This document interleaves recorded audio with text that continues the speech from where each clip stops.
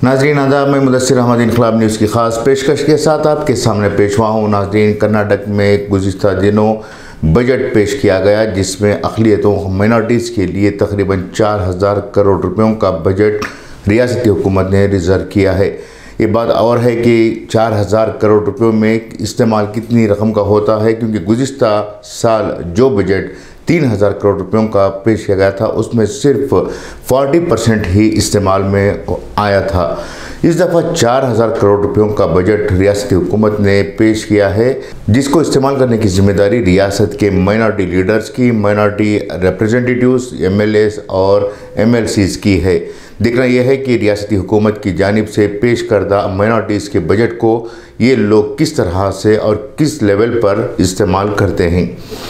Budget की बात एक तरफ तो दूसरी तरफ और भी मसाइल कर्नाटक के मुसलमान झेल रहे हैं। इनमें सबसे अहम मसला 2B रिज़र्वेशन का है, जिसे लेकर गुज़िश्ता BJP हुकूमत ने बहुत बड़े पैमाने पर बवाल मचाया था। मुसलमानों को जो दिए गए 2B रिज़र्वेशन को मनसूख करने के लिए जो अहकामात जारी किए थे, वो मामला अब भी अदालत में ज़ेर सुनवाई है और इस मामले पर अब भी रियासती हुकूमत की तरफ से किसी भी तरह की पेशरफ्त नहीं हुई है। इसके बाद मामला आता है हिजाब का। हिजाब का मामला भी बहुत बड़े पैमाने पर अक़लियती तालिबात को मुतासिर करने वाला फ़ैसला रहा है।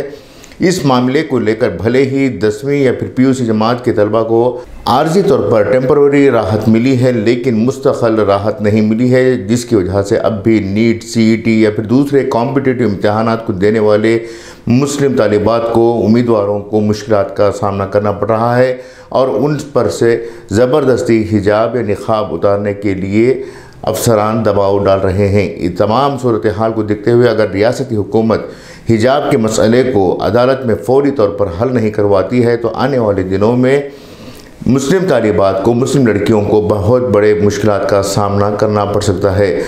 आने वाले दिनों में BJP की हुकूमत होगी या कांग्रेस की हुकूमत होगी, ये बात अलग है, लेकिन अगर किसी न किसी तरीके से BJP इक़्तिदार में आती है तो इस तरह के मामलात को कभी भी हल करना मुश्किल हो जाएगा। इसलिए रियासती हुकूमत की जिम्मेदारी बनती है कि वो इन दोनों मामलात को पहली फुर्सत में हल करे। कर्नाटक के जो MLAs हैं, मिनिस्टर्स हैं, ख़ास तौर से माइनॉरिटीज़ से जुड़े हुए, अगर वो इन तमाम मामलात को सीरियस नहीं लेते हैं तो बहुत बड़े पैमाने पर माइनॉरिटीज़ को यहाँ मुश्किलात का सामना करना पड़ सकता है। हुकूमत बजट में तो ऐलान कर देती है कि फ़लाँ स्कीम के लिए माइनॉरिटीज़ को इतने बड़े पैमाने पर फंड्स मुहैया किए जा रहे हैं, लेकिन इसका इस्तेमाल करने के लिए जिस तरह से मुस्लिम लीडरान पसोपेश का शिकार होते हैं या फिर वो अपने खामोशी की वजह से इस फंड्स को रिटर्न करने के लिए तैयार हो जाते हैं, अगर इसी तरह का सिलसिला रहा तो ये मान लीजिए कि जो मुसलमानों के नाम पर आज BJP बवाल मचा रही है, उस बवाल के कोई माने नहीं रहेंगे।